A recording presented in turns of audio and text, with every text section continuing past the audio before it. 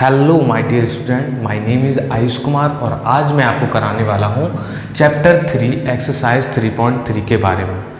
इससे पहले मैं आपको बता दूँ, आपने फर्स्ट एक्सरसाइज में सीखा था ग्राफिकल मेथड से सवालों को सॉल्व करना और कुछ लैंग्वेज प्रॉब्लम भी साथ में की थी। उसके बाद मैंने आपको सेकेंड एक्सरसाइज में सिखाया था नेचर ऑफ द लाइन्स, जिसमें आपने सीखा था आइडेंटिफाई करना उन लाइन्सों के बारे में। तो अब हम बात करने वाले हैं एक्सरसाइज 3.3 में सब्स्टिट्यूशन मेथड के बारे में। इसको आप पहले से ही जानते हैं, सॉल्व भी किया है आपने 8th क्लास में, 7th क्लास में, पर आप अब इसे नाम से जानेंगे। तो चलिए शुरू करते हैं। तो यहाँ पर आप एक सब्स्टिट्यूशन मेथड सीखने वाले हैं, जहाँ पर आपको सबसे पहले क्वेश्चन फर्स्ट में बोला गया है solve the following pair of linear equation by substitution method. Special by substitution method से सॉल्व करना। हालांकि आपको एग्जाम में कभी नहीं बोलेगा कि आप सब्स्टिट्यूशन मेथड से कीजिए, आपको जो भी मेथड ठीक लगता हो आप उस मेथड से कीजिए। तो क्वेश्चन नंबर फर्स्ट आपके लिए, आपको दो इक्वेशंस दी हुई हैं। एक दी है x plus Y equal to 4, x minus Y equal to 4। हालांकि ये इक्वेशन काफ़ी सरल है, आपको कॉम्प्लिकेटेड इक्वेशंस भी मिलेंगी आगे। तो शुरू करते हैं सरल से। तो सबसे पहले आपको इन दोनों में से कोई एक इक्वेशन सेलेक्ट करनी है।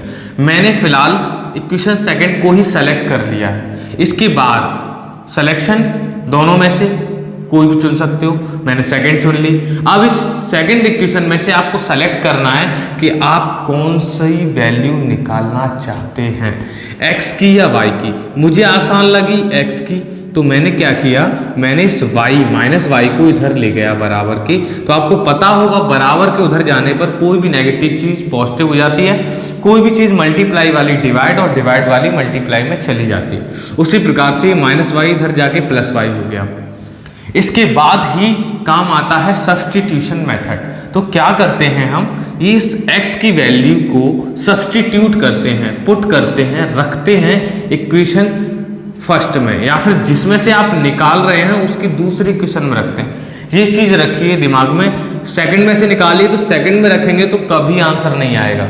तो आपको एक इक्वेशन में से एक वैल्यू को निकालना है और दूसरे में पुट करना है। तो मैंने सेकंड में से निकाला और मैं अब इसे फर्स्ट वाले में पुट करने वाला हूं। तो your first equation is x plus Y equal to 14। तो x की वैल्यू मैंने यहां से निकाली है, x बराबर 4 प्लस वाई।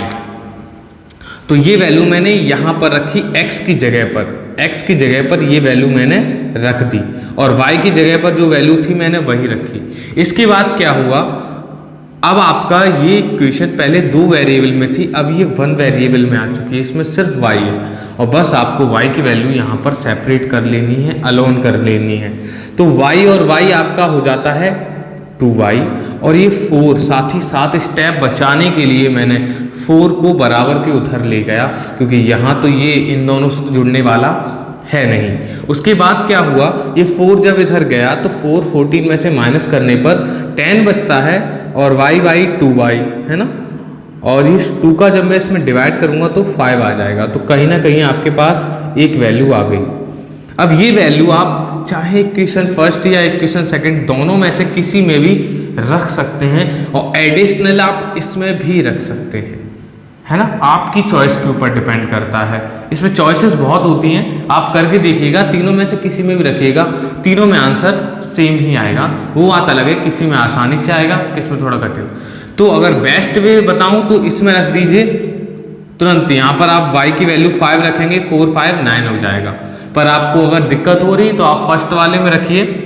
आपके पास इक्वेशन है, put this value in equation first, x plus Y equal to 14 और x इक्वल टू 14 और ये 5 इधर जाके माइनस में और ये आपके पास 9 और आपके पास ये दोनों ही वेरिएबल की वैल्यूज आ चुकी हैं।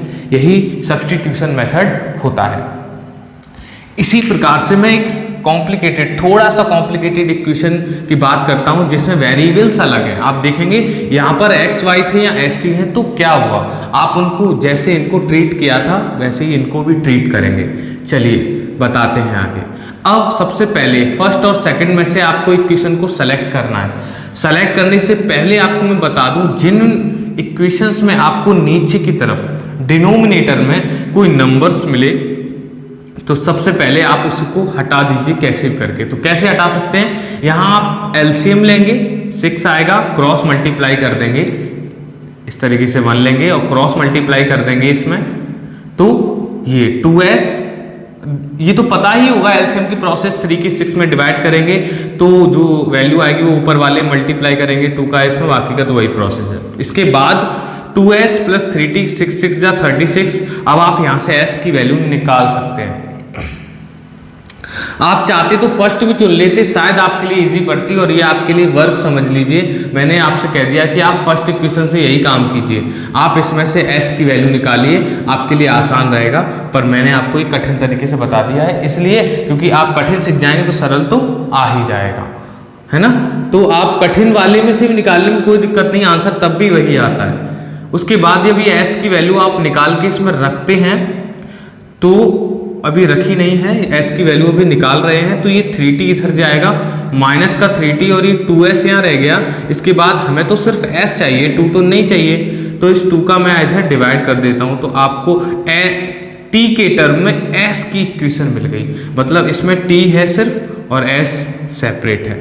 तो आप समझ चुके हैं इस वैल्यू को। अब आप इक्वेशन सेकंड में नहीं, इक्वेशन फर्स्ट में पुट करेंगे, पुट इन इक्वेशन फर्स्ट। तो s की जगह पर मैंने ये वैल्यू रख दी है, दिखेंगे आप इक्वेशन फर्स्ट में यहाँ पर सिर्फ s था, तो s की जगह पर मैंने ये वाली वैल्यू रख दी है।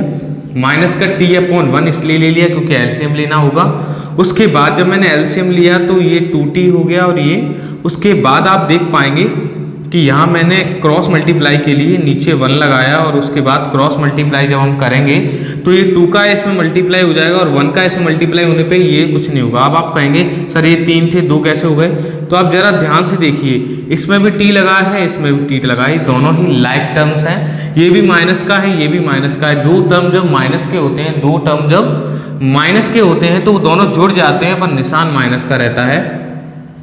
तो ये 36 माइनस 5t इसी प्रकार से हो गया, और ये 2 इसके साथ मल्टीप्लाई में चला गया, और ये काफ़ी सिंपल तरीके से हमारे सामने आ चुकी है।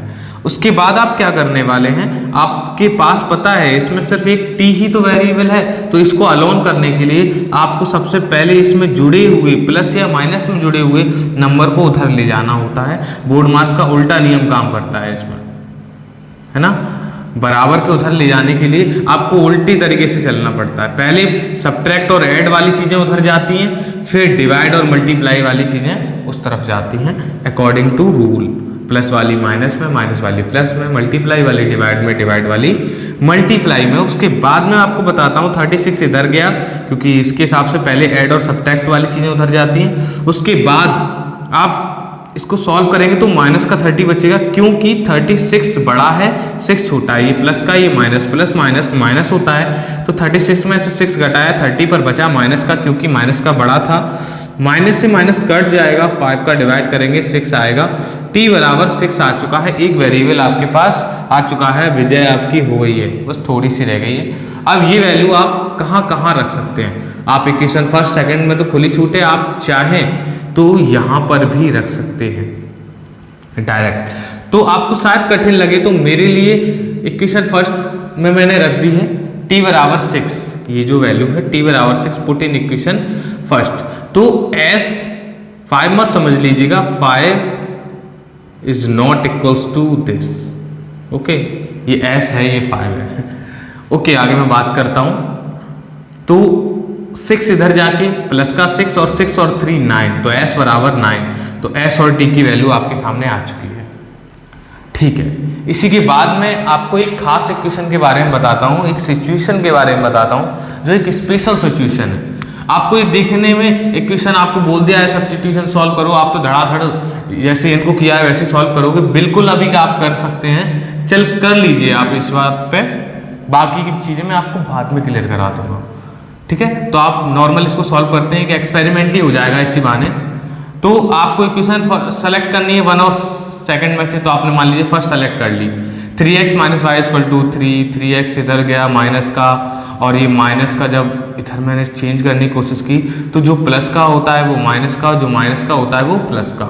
इसी प्रकार से ये y की value put in equation second में मैंने रख दी, तो 9x same to same -3 same to same, और y की जगह पर मैंने ये वैल्यू रख दी है ब्रैकेट लगा के। ब्रैकेट लगाना सबसे ज़्यादा इंपॉर्टेंट है बच्चों, क्योंकि ब्रैकेट के बिना ये सवाल अधूरा रहता है और कहीं ना कहीं गलत कर सकते हैं आप, क्योंकि यहाँ माइनस लगाया, माइनस चेंज कर देता है सिंबल्स को।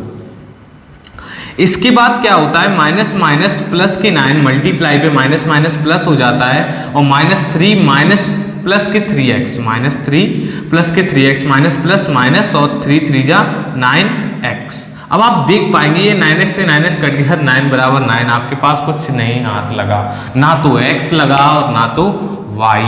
तो ऐसी इक्वेशन में दो ही चीजें पॉसिबल हैं, या तो वो लाइनें पैरेलल होंगी या फिर वो लाइनें कोइंसिडेंट होंगी।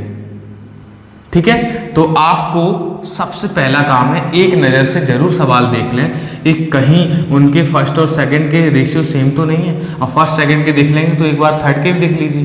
फर्स्ट सेकंड के सेम है तो वो पैरेलल लाइन होंगी, और तीनों के सेम है तो कोइंसिडेंट लाइनें होंगी। तो नेचर ऑफ इक्वेशन चेक करते हैं। तो यहाँ देखा आपने 3/9 माइनस के -3, 3/9 तीनों सेम, इसका मतलब दीज इक्वेशन, ये जो इक्वेशंस है are equation of coincident line, ये कोइंसिडेंट लाइनों को बनाएंगे, मतलब एक के ऊपर एक। तो इस वजह से इनके सॉल्यूशन हो गए इनफाइनाइटली मैनी सॉल्यूशन। यही केस पैरेलल के कंडीशन में भी यही होता है, वैल्यूज इक्वल आ जाती हैं। तो आपको ये तो पता चले कि वो इनफाइनाइट वाली हैं, या मतलब पैरेलल है या कोइंसिडेंट है। तो इसी तरीके से आप इनको चेक कर पाएंगे नेचर ऑफ इक्वेशन। तो एक बार आप सवाल करने से पहले अगर ये चेक कर पाते हैं, एक नज़र में चेक हो जाता है, तुरंत रेशियो आप देखेंगे माइनस माइनस, तो तुरंत आप बता पाएंगे पैरेलल कोइंसिडेंट तो नहीं है। अगर ये पैरेलल और कोइंसिडेंट निकली तो इनका सॉल्यूशन आप नहीं निकाल पाएंगे नॉर्मली।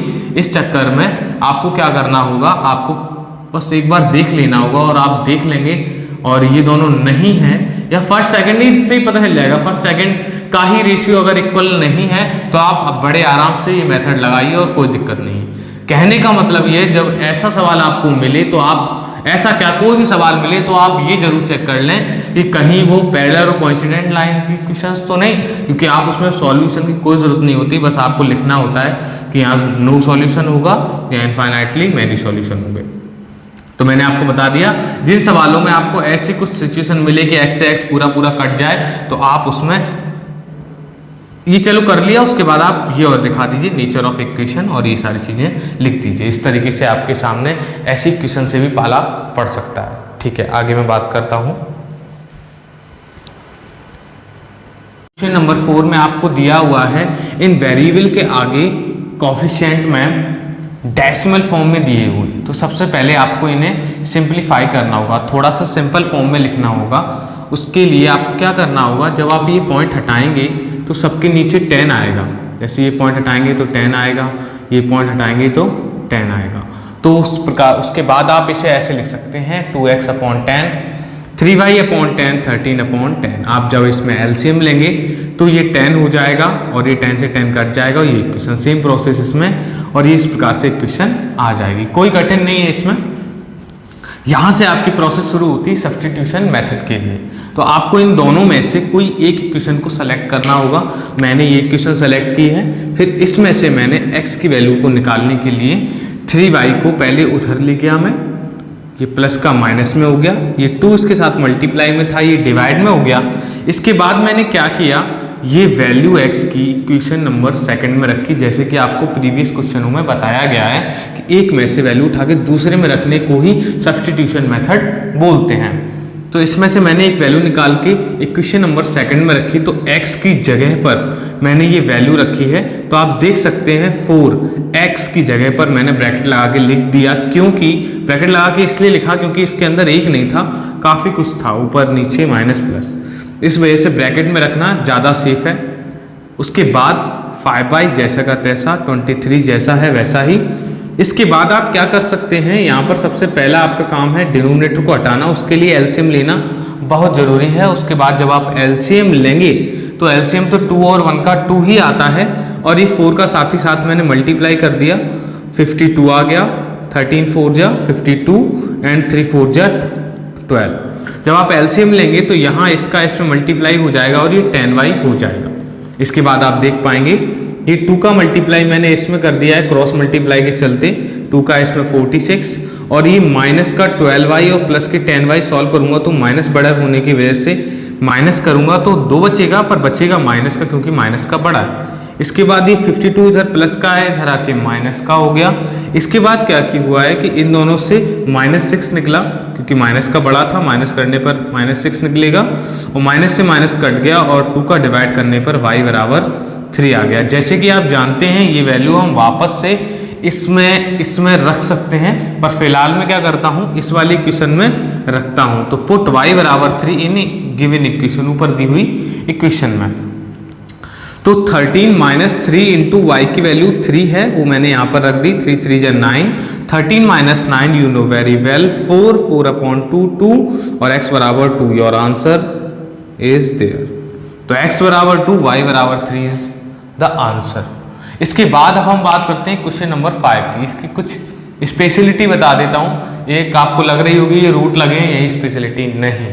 इसकी स्पेशलिटी ये है कि आप देख पाएंगे कि ये x है, ये y इसमें कांस्टेंट तो है ही नहीं, ये x है, ये y इसमें कांस्टेंट तो है ही नहीं। तो आपको मैंने बताया था सेकंड वीडियो में, जिसमें बताया गया था आपको कि जिसमें कांस्टेंट नहीं होता वो लाइंस हमेशा ऑरिजिन से होके जाती है। तो आपको ये प्रिडिक्शन मैंने पहले ही दे दिया कि ये भी लाइन ऑरिजिन से होके जाएगी, ये भी लाइन ऑरिजिन से होके जाएगी, दोनों में कांस्टेंट नहीं है, दोनों ऑरिजिन से होके जाएंगी। तो 100% ये ऑरिजिन पर ही मिलेंगी और ऑरिजिन पर मिलेंगी, इसीलिए इनका आंसर भी ऑरिजिन पर ही है, x बराबर 0, y बराबर 0। चलिए अब प्रोसेस शुरू करते हैं। तो आपको दोनों में से कोई इक्वेशन सेलेक्ट करनी है, मैंने नीचे वाली सेलेक्ट कर ली। तो माइनस का 8√8y में इधर ले गया, इसके बाद ये √3y मैंने इधर ले आया और मुझे ज़्यादा कुछ नहीं करना है। इसके बाद ये जो x की वैल्यू y के टर्म में जो निकली है ये वैल्यू मैंने पुट की इन इक्वेशन फर्स्ट, पुट x बराबर दिस इन इक्वेशन फर्स्ट। तो x की जगह पर मैंने ये प्लेस कर दी। इसके बाद क्या हुआ कि √2 √8 यू नो वेरी वेल √16 हो जाएगा, रूट के अंदर नंबरों का मल्टीप्लाई हो जाता है। और उसके बाद जब मैं यहाँ एलसीएम लूंगा तो ये भी √3 √9 हो जाएगा और नीचे √3 एलसीएम में, और √3 का जब 0 में मल्टीप्लाई होगा तो ये खत्म हो जाएगा। अब आप देख पाएंगे √16 4 का होता है, √9 3 का होता है। इसके बाद ये 4y 3y जुड़ जाएंगे 7y। अब 7 को भी मैं जब 0 में भेजूंगा वो भी खत्म हो जाएगा और y बराबर 0 आ जाएगा। ये वाली वैल्यू आप आसानी से यहाँ पर रख सकते हैं। तो पुट y बराबर 0 इन इक्वेशन, इस वाले में रखेंगे। तो यहाँ पर जब आप y बराबर 0 रखेंगे तो आप देख पाएंगे कि ये भी पूरी तरीके से 0 हो जाएगा। तो यही आपका आंसर है, और ये चीज़ मैंने आपको पहले प्रेडिक्ट करके बता दी थी और आपको रीज़न भी बताया था कि जिन इक्वेशनों में कांस्टेंट नहीं होता है वो लाइनें ऑरिजिन से होके जाती हैं। अगर इन दोनों में से किसी एक में भी कांस्टेंट होता तो शायद है कि वो ऑरिजिन पे ना मिलती, पर दोनों में ही कांस्टेंट नहीं है तो 100% दोनों लाइनें ऑरिजिन से होके जाएंगी। इसका मतलब साफ है कि वो ऑरिजिन पर जब मिलेंगी, जब वो ऑरिजिन से कैसे जा रही है कैसे जा रही है, जब वो ऑरिजिन पर मिलेंगी तो 100% उनका सॉल्यूशन ऑरिजिन पर ही होगा, है ना। कितने कमाल की बात। चलिए अब हम बात करते हैं क्वेश्चन नंबर 4, जो कि फर्स्ट का 4th पार्ट है, एंड पार्ट है। ठीक है, ये दो इक्वेशन है, इस वाले इक्वेशन की तरह थोड़ा सा हम इसको सिंप्लीफाई करेंगे। यहाँ एलसीएम लेंगे और साथ ही साथ सॉल्व करेंगे।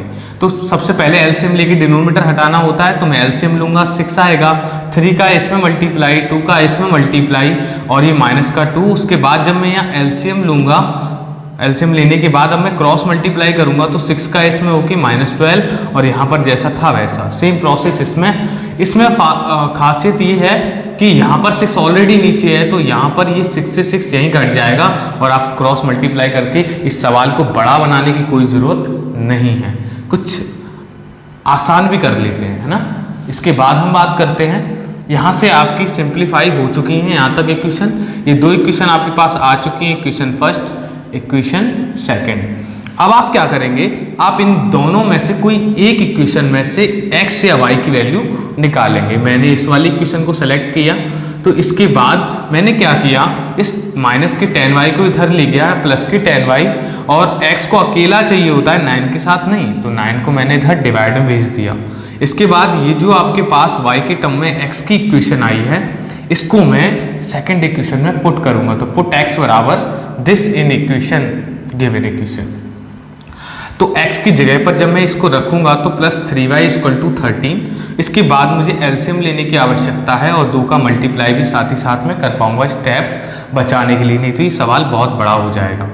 2 का -12 में जब मैं मल्टीप्लाई करता हूँ तो माइनस के 24 आता है, और 2 का 10y में करता हूँ तो 20y, और यहाँ एलसीएम लेने पर 9 ही आएगा। और 1 का देखिए इसका करेंगे तो 1 ही आएगा, तो ऊपर बदलेगा नहीं, पर जब 1 का 9 में करते हैं तो 9 आता है, और 9 का ऊपर वाले में मल्टीप्लाई करने पर 27 आएगा।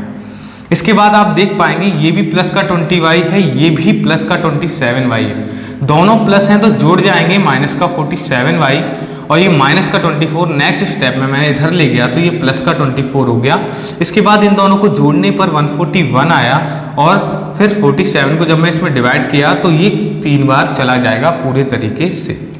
तरीका ये है, आप चेक कर सकते हैं 7 3 जा 21, कहीं ना कहीं पीछे 1 आ रहा है और 2 आगे आ रहा है, तो 4 3 जा 12, 12 में 2 जोड़ोगे तो 14, और बाकी का आप देख सकते हैं जैसे भी आपको ठीक लगता हो।